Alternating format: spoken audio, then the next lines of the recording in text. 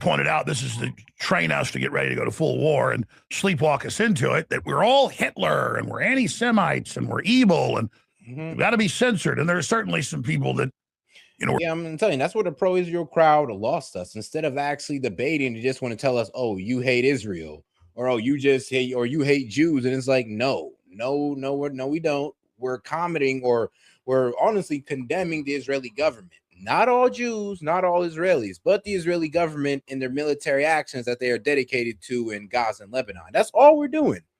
Like, I don't know why y'all got to sit there and like pretty much conflate the two. It's like, it's kind of crazy how y'all do that. Like, just because I criticize a country, you tell me I hate the entire people. Like, how does that work? We're bashing Israel over Gaza. I mean, damn. So, like, I guess we all hate Chinese people then, because how much do we criticize China? Like, shoot, I criticize China every day. Does that mean I hate all Chinese people? No. In the war in Iran, because they inherently just hate Jews. But the Israel lobby consciously uses the anti-Semitism label to go after any opposition so that they can get what they want. And that's wrong. And I make it very clear that I come at this from a perspective of wanting peace and security and national sovereignty, and I refuse to get down on the level with what the Likudniks and Ben-Gvir and them are doing.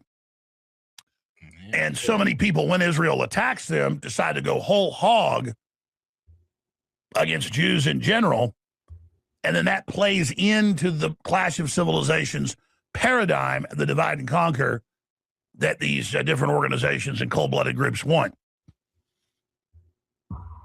Like, take... Well, guys, make sure to double tap that screen and like the video, guys. Let's get more people in the conversation by double tapping that screen. And if you have any questions, comments, jokes, disagreements, feel free to super chat it in. Appreciate the support, guys. Kana, he's super rich. He plays class warfare games, but Trump gives him wins and moral high ground, like covering up Epstein, which mainly is Democrats. And so Ro Khanna is right when he calls for that to be released. And Ro Khanna is right with Massey to be trying to block the National Defense Authorization Act. Yeah. That says it merges, integrates, live time, fuses, marries. That's the term they're all using in the legislation and publicly. Marries the United States to Israel. And we have the Israeli ambassador to the U.S., Mike Huckabee, saying we're married to Israel. And all the rest of this. Well, I didn't sign up for that on our 250th anniversary. I don't want to be married to the UK or married to Russia or married to China. So you're telling me for America's 250th birthday, they're trying to get our militaries to merge. They're trying to marry us to Israel militarily. Yeah, I'm okay with that. I'm not okay with that, actually. I'm not okay whatsoever with that. Dog, I'm barely okay with us giving them funding. What made you think I want to be fused to the hip with these guys? And I'm talking about the government. How about this? You get the Likud party up out of Israel, and sure, we can go ahead and push that through. Why not? But if not, hell no. Married to Mexico. I didn't elect the Israeli Knesset. So this is a big issue, and that's coming up. Trump briefed on all-out war plans. I told you they're gearing up for a ground invasion. That's on the table. Still eyes diplomacy as Iran reminds U.S., quote, muzzle your pets in Tel Aviv. And again, just because we don't like this war, because we knew it wouldn't be successful, all the evidence showed, doesn't mean we support the mullahs either. You got Ro Khanna. Congress has blocked the amendment. Representative Thomas Massey and I, as Ro Khanna, introduced to stop the integration. Shoot, not in that way, Kev Dog. Not in that way. Not militarily. Because, I mean, bro, that means they'll be able to utilize our military force at their discretion. I mean, that's something we just don't need happening. Like, we're fused maybe politically, sure, but militarily, though, in that way, I don't know. And we barely have any type of military sovereignty when it comes down to Israel either. Because, I mean, bro, every country that they wanted us to attack, we attacked. So I ain't gonna lie, you do kind of have a point, but we're not all the way fused yet. We're not all the way there yet. We are hip to hip, but we ain't start fusing skin cells yet. Of our military with Israel's, it is unconscionable to not even have a vote. We will be continuing on, and will not be intimidated by the Israel lobby, which they're trying to do and primarying people and everybody else. Say what you want about Ro Khanna. He's got big huevos to be taking on the Israel lobby. Also, we've got Zhang Shui King, the professor confirms Washington is secretly prepping mass ground invasion of Iran. I don't just need to trust him. I know that's true. Kat says Israel could be back at war. Now, that's what everybody's saying, though. It's like, hold on, Zhang. Yeah, now this is Professor Zhang. I'll take it with a grain of salt. But confirming Washington is secretly preparing a mass ground invasion of Iran. He reveals 660,000 troops are staged and waiting for cooler weather. Yeah, I mean, that would make sense, though, because going in Iran in the summer, bro, 140 degrees in that desert, bro, that is not something you want to fight in, especially with heavy gear on. So, yeah, I would see why they want to come back, you know, in the fall time when things are a bit more manageable. Still going to be hot as hell, though, but ain't going to be no damn 140, I'll tell you that. Who want to deal with that? Who want to fight in that weather right there? Like, Jesus. Confirms Washington is secretly prepping mass ground invasion of Iran. I don't just need to trust him. I know that's true. Kat says Israel could be back at war tomorrow. That's their defense minister in Israel. And then the U.S. says we'll go back in if Israel does. Right. I mean, it's already out of control that Trump's not had Congress vote to the war powers. This is a war to make him get congressional approval. That's even bad enough. But how about Israel is in control? Meanwhile, container ship runs aground in Hormuz checkpoint. We're going to get to all of those clips and more today. Israel confirms development of space-based laser weapons as part of military space strategy. Israel set sights on space lasers as next military frontier. Remember the old joke about 9/11 that Israel strategy? Now, you remember the old little clip where Marjorie Taylor Greene talk about Jewish space lasers, and they all called her crazy. Now Israel set sights on space lasers as their next military frontier. I thought Marjorie Taylor Greene was crazy, guys. I thought she was tripping. But nope, I guess you were just ahead of the curve. Israel set sights on space lasers as next military frontier. Remember the old joke about 9/11 that Israel blew up the towers with space lasers? Something I never said, something I didn't believe. But it's still been attributed to me, like, you know, lizard people and flat earth. That's not me, folks. But there are space-based lasers. China has them, Russia has them, the U.S. has them. Israel obviously has a lot of advanced weapons and has been tinkering around. But the point is that, oh my gosh, Jewish space lasers, it's a thing now. I will be getting to that as well. Look, I got to cover this. I've already hit it some, just because I've got to be fair. Even the New York Post that's pro-Trump was like, it's disgusting when Hunter Biden was put on the boards of companies to make tens of millions of dollars just so his dad would give government contracts to those companies. That's what Trump's done a bunch of. And he didn't do it in the first term. I've had analysts on, even his enemies on. They admit it. Trump was very clean first term. Yep. He lost almost everything. I get it, fighting the deep state. He went from being worth about $8 billion to being worth about $1 billion, it was estimated. Now he's gotten his wealth back up. You know, so it's wild because I actually see how the mindset of that is like, all right, last time I walked into the presidency, y'all stole money from me. Y'all took money. I had to spend money. Now, guess what? I'm about to get everything that y'all took back. And that's kind of what he did. Jesus, he did go down about $2.2 billion in net worth, and now he shot right back up. I mean, Jesus, talk about a come-up story. I just wish you'd have did that outside of the presidency. That'd have been great. I'd have been able to celebrate it, but now I'm looking at you kind of sus. To almost $7 billion. So I can see like, oh, we went through all this hell, so we're going to have the Justice Department do special dispensations saying it's legal when we do this, it's legal when we do that. And Trump says, I'll just pardon the whole administration. It's wrong. So I've got a stack of that stuff here. And it's bad, folks. It is just cut and dry. And I like John Jr. I like Eric. I've wanted them to succeed. But I mean, when you read this stuff, like the day after they get signed up with the company, Trump gives them multi-billion-dollar contracts to mining companies in Kazakhstan and stuff. It's mind-blowing. And it's just one more thing that completely freaks me out. And here's the thing, though, bro. Yo, if Joe Biden was doing this, dog, we'd be on his ass. So I am a bit disappointed in MAGA for not being on Trump's ass over it. It's like, dog, you're enriching yourself while American people are going through an affordability problem. You say you don't care about American finances, but I mean, bro, shoot, maybe because your finances looking so nice. So yeah, that's a huge problem right there, guys. Like we gotta be consistent here. If we're gonna call out Joe Biden for that bullshit, then we definitely gotta call out Trump. If we're gonna call out Biden for Ukraine, then we gotta call out Trump for Saudi Arabia and Qatar and the UAE. Doesn't mean I'm going to support the Democrats. Doesn't mean I'm going to not support other good Republican candidates. I'm just going to say, okay, this is good what Trump's doing. This is bad. Boy, I sure don't support this. And you've got all these hardcore Trump supporters. Let's say about a third of our audience is pissed off at me continually. That's okay. It's happened before. I'm going to do what's right regardless. But respectfully, I would tell people, did I say during Midnight Hammer the plan was to take it to full war? Did I say Israel was going to end up striking Iran first and dragging a sandwich they did on February 28th? We went in March 1st.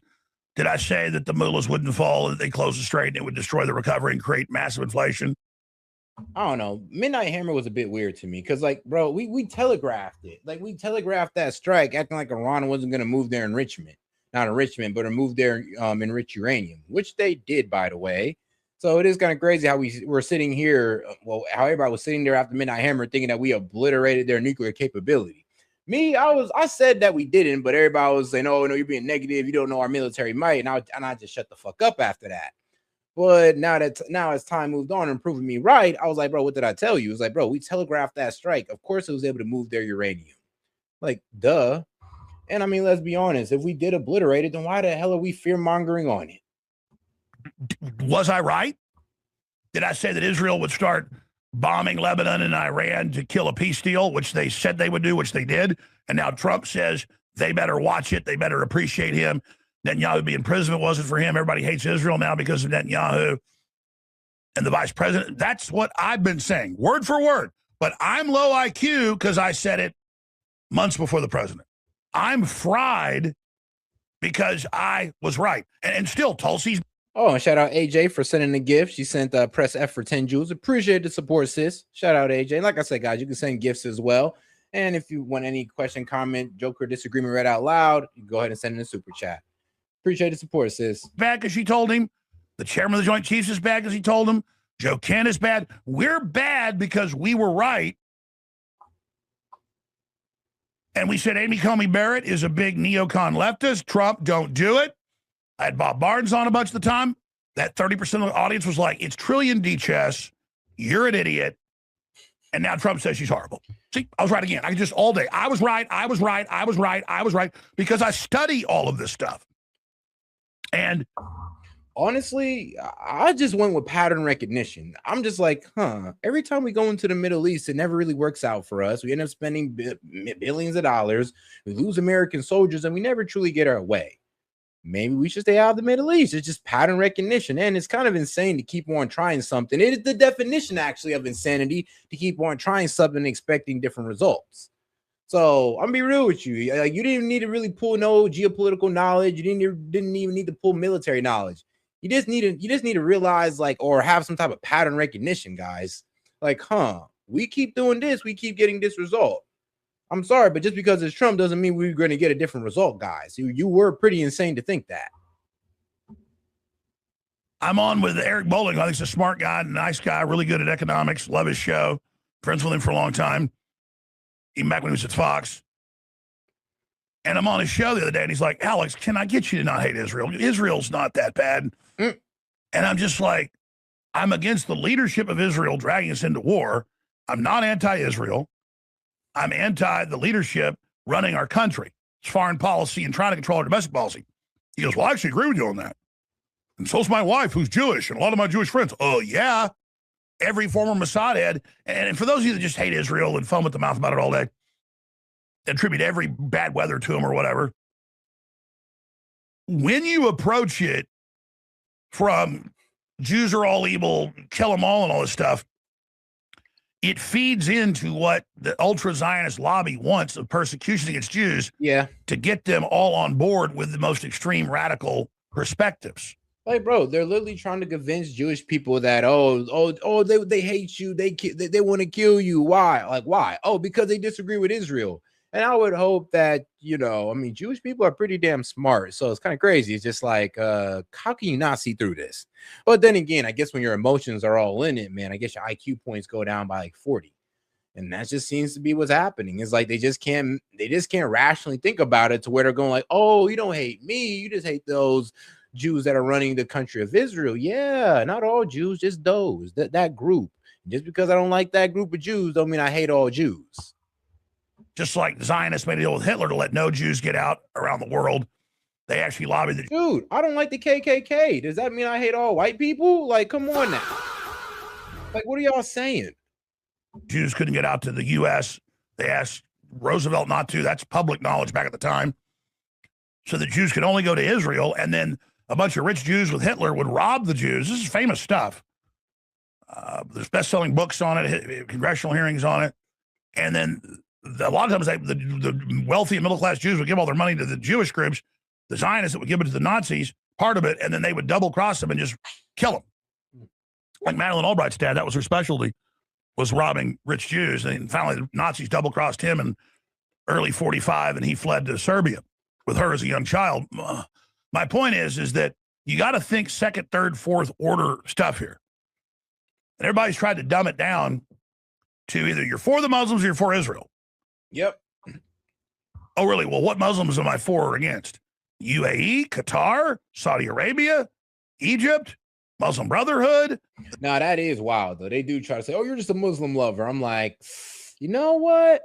I can see why you guys think that. I mean, bro, that's been y'all whole education. Like, really think about it. Like, guys, did I not just sit here and prove to you that, bro, Israeli children are literally taught to hate Arabs? They're literally taught to hate Palestinians. Like, bro, there was a study done on this, guys. You know what? I'll show it again just because of how, like, surprising it is. But yes, a doctor, a professor of language and education at the Hebrew University of Jerusalem, analyzed 17 Israeli textbooks. Her research exposed a deep-seated systematic bias, a negative stereotyping. The study found that the textbooks consistently depicted Palestinians using reductive or negative imagery, such as terrorist, refugee, and a primitive farmer. Like, guys, this is what they teach these kids in Israel. And they've been doing this for a while now, guys. This ain't something that they just picked up all of a sudden. These are why the Israelis are the way they are. And this is why when I hear Israelis talk about Palestinians, trust me, this is why I never have a hate for all of them, because I understand this is what they were taught.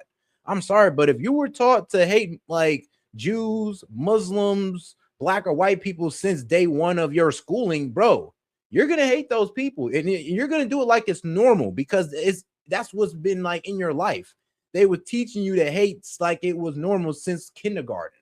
That's what they're doing to the Israelis. So you got to have a little bit of grace for them. And really be even more upset at the government who pushes it, because they know what the fuck they're doing. I'm like, they're the ones hiding it, okay, guys? They're the ones omitting history. They're the ones pretty much coming up with all this racist rhetoric towards the Palestinians. Like, they're the ones pretty much taking Palestine off the fucking map. They're the ones doing it.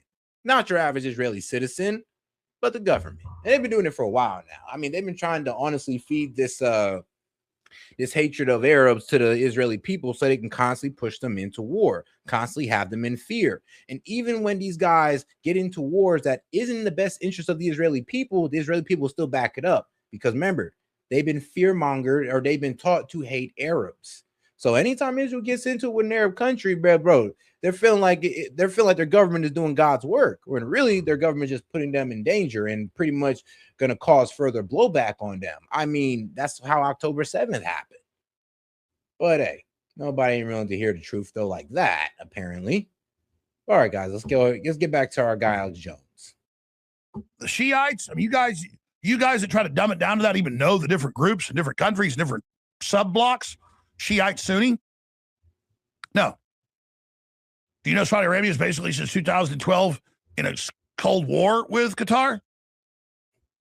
Do you know that Qatar has our biggest military base in the Middle East? Yep. Do you know our own government funds the radical jihadists just like Israel's been caught doing? All day, everybody works for Qatar. I work for Qatar. Nothing to do with Qatar because I'm against this war. And meanwhile, it's like, you must love Hamas. I mean, like, dog, all right, if I love Hamas just for speaking on a subject, then what about Bibi? Because he sent those guys $1 billion. So I don't know. How does that make you feel? Like, you saying I love Hamas and I ain't never sent $1 to them. Bibi, He sends hundreds of millions of dollars to Hamas. So, I mean, what does that say about him? I mean, shoot, he must be Hamas #1 cheerleader. Israel and the U.S. have been funding and working with Qatar and giving Qatar money to fund the radical Muslims, like we put in charge of Syria 2 years ago, the head of al-Qaeda, like Israel creating Hamas. And I see these Christian Zionists all over the TV, national news, influencers attacking me, going, he's obviously a Qatari agent. And I'm like, I'm not the Pentagon. I'm not Israel. They never talk. I mean, I ask these people too. I said, come on, debate me. None of them will do it. Because I'm going to go, here's Israel admitting they created Hamas and funded it up until October 7th and stood down. Here's the Pentagon being one of the main funders of Qatar. Bro, and it's kind of funny because they sent the money to Qatar and then to Hamas. Because, you know, Qatar is kind of the mediation between Israel and Hamas in their leadership. And what Israel did was, well, what Bibi Netanyahu did under his leadership is send about $1 billion to Hamas. And what do you think they did with that? In Israel. Oh, you don't want to go there. That the West, not just Israel, the British invented funding the Muslims 120 years ago and right through to now. Then the U.S. picked it up for World War II, and then Israel got heavily involved after 48. But, I mean, it's way more complex, folks, than are you for the Muslims or you're for the Jews? Are you for the Jews or you're for the Muslims? And it gives me a headache to know all these facts. And even it kills me. I'm just like, dog, I'm for America, okay? I'm for America. That's it. That's all. That's where my self-interest lies, and that's where it ends, okay? That's where it starts, and that's where it begins. Is American interest.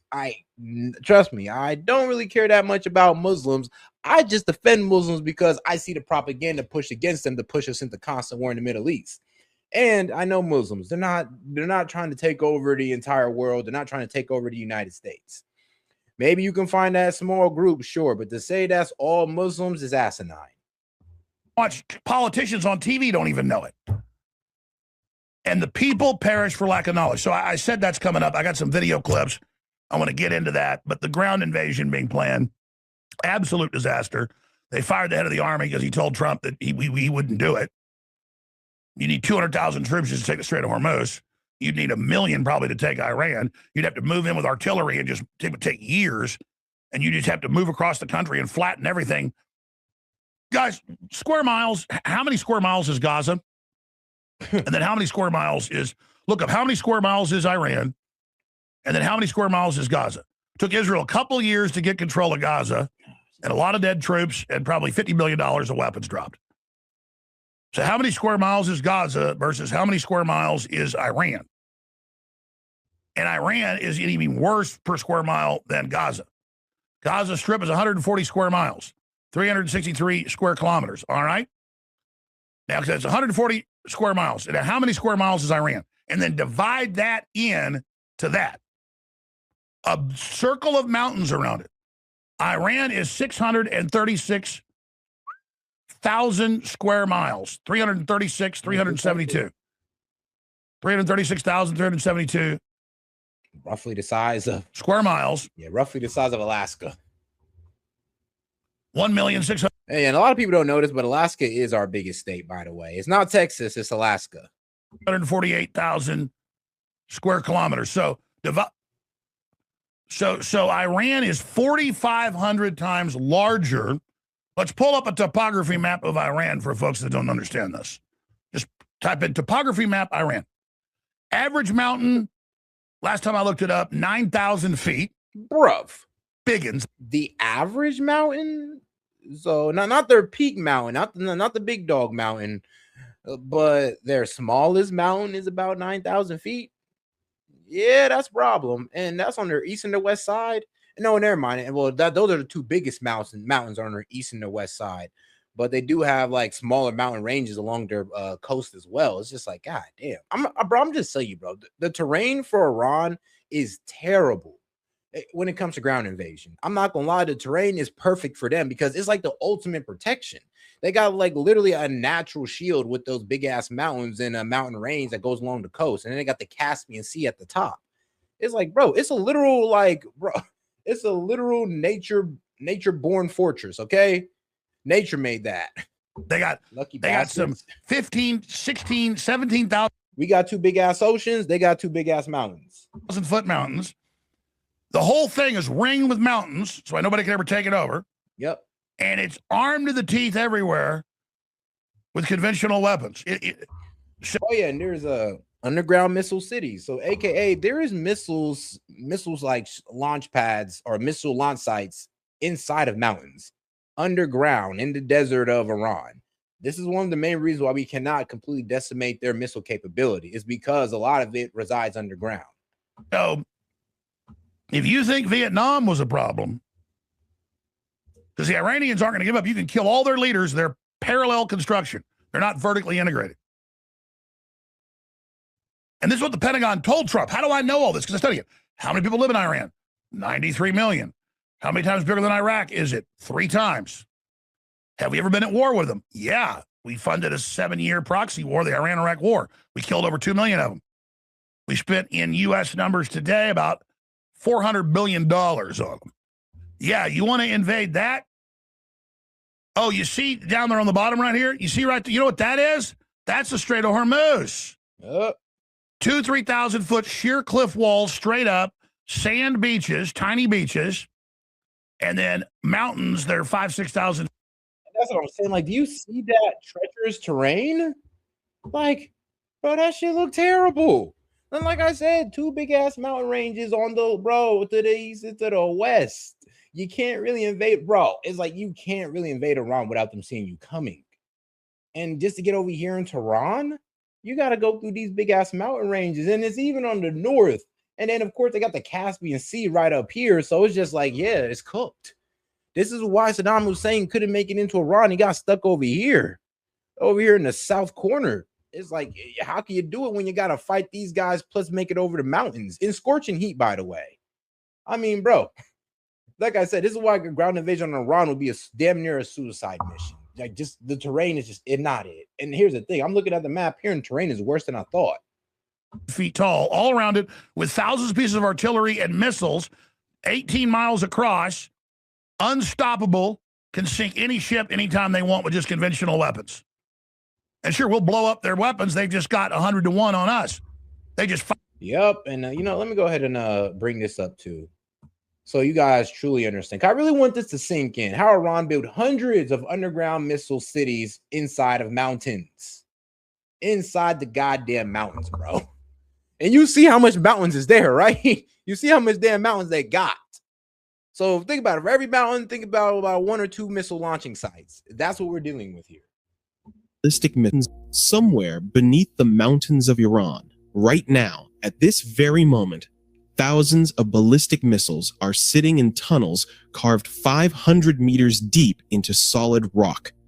These are not ordinary military bases. These are entire underground cities. And here's the thing, guys. Our bunker busters can't reach most of these. Yeah, these underground cities and all that. Yeah, our bunker busters will not be able to reach most of these. Like, to be honest with you, we can reach some of them, but most of them, yeah, ain't no way. One, because of how deep it is, and the reinforced specialized concrete. With roads wide enough. Like, literally, Iran makes their own special concrete for this specifically. For trucks to drive through, automated rail systems that move missiles into launch position, refueling stations, power generators, command centers, and dozens of hidden exits scattered across miles of mountain terrain. And the most unsettling part is that no satellite, no spy plane, and no bunker-busting bomb on Earth. Iran calls them missile cities. Western intelligence agencies call them one of the most complex underground military networks ever constructed by any nation in modern history. Literally. The commander of Iran's Revolutionary Guard aerospace. That's what I'm saying, guys. Like, Iran's true power lies in its missile and drone capabilities in these underground cities, and the fact that we can't touch them. AKA, Iran could keep firing off these missiles, and if our goal is to decimate their missiles, that's mission impossible from the air. Now, maybe on the ground, which as you see is also a suicide mission, we could possibly get something done. But, bro, let's go back to that picture of what he was showing you. Like, guys, those missile cities are all through this country, all through it. Like, that's the problem here. And that's why we keep trying to tell people, yo, when you guys say finish the job, yeah, bro, there really is no finishing the job without destroying the entire Middle East. Because as you see, we can't stop Iran from firing off all those rockets. But let's take a look at these underground cities some more. They're kind of cool. Space Force once said something that sent chills through every defense ministry in the Western world. If we unveiled a missile city every single week, it would take more than 2 years to show them all. Now, here is where it gets even more intense. How did a country under crippling international sanctions, cut off from Western technology, isolated from global financial systems, manage to build hundreds of these underground fortresses across every single province in the country? How did they dig thousands of kilometers of tunnels through some of the hardest mountain rock on the planet? And how did they develop a system that can launch 5 ballistic missiles from a single underground silo in rapid succession? Something no other country in the world has ever done. Those are the questions we are going to answer today. And before we dive into this, I need you to do something right now. Hit that subscribe button. Tap. Yeah, I ain't gonna lie. I need y'all to hit that subscribe button as well, guys. And also double tap that screen and like the video, help a brother out. But all right, let's get right back into it. Construction and engineering stories on the planet, and you do not want to miss a single one. Now, let us go underground. Chapter 1. Why Iran went underground. To understand why Iran spent 4 decades building an entire shadow military infrastructure beneath its mountains, you have to go back to the 1980s. Yep. The Iran-Iraq War, which lasted from 1980 to 1988, was one of the most devastating conflicts of the 20th century. Iraq, backed by Western powers and armed with advanced weapons, launched relentless airstrikes against Iranian cities, Tehran, Isfahan, Shiraz, and dozens of other populations. Yeah, but to kind of speed it up, because of this, they seen that it was a good idea to keep things underground, because keeping things above ground kind of leaves you vulnerable. And also, they seen how we did Saddam, guys. Remember what we did in Iraq? We just completely decimated them, or like with complete air superiority, pretty much. Yeah, Iran seen that and they took notes and they said, yeah, not us, not us. And they prepared for this. So really, these underground cities, I mean, honestly, I would say they're more because of what we did in Iraq, more than what Iraq did to Iran. I'm gonna be honest with you. Centers were bombed repeatedly. Iranian military installations on the surface were destroyed with ease. The Iranian leadership learned a brutal lesson during that war. Anything you build on the surface can be destroyed. Anything visible from the sky is a target. If Iran wanted to survive a future conflict against enemies with vastly superior air power, it could not rely on surface-based defenses. Yep. It had to go underground. In 1984, while the war with Iraq was still raging, Iran built its first underground missile base near the city of Kermanshah. The base was designed to hide Scud missiles that Iran had acquired from Libya and North Korea. It was crude by today's standards, but it established the fundamental principle that would guide Iranian military strategy for the next 40 years. And all right, though, I think y'all get the point, right? Y'all get it. Underground bases, we can hit them with the bunker busters.